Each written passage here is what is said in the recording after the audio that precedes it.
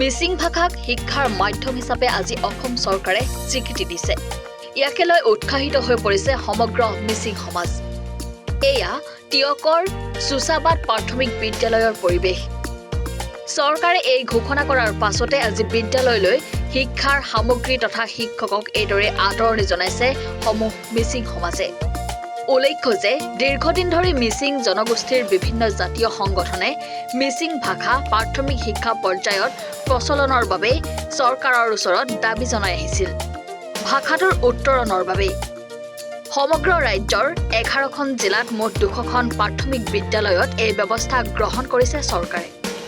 টিয়কত 2খনকৈ বিদ্যালয়ত আজিৰে পৰা পাঠদান আৰম্ভ কৰিব বুলি জানিব পৰা গৈছে।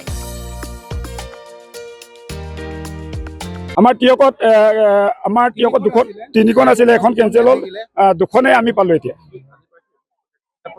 কিতাপ পত্ৰ ক শ্ৰেণীৰ পৰা আহিলে, সেইটো এইবছৰ মানে এটা শ্ৰেণী আহিছে, প্ৰথম শ্ৰেণীতে আহিছে।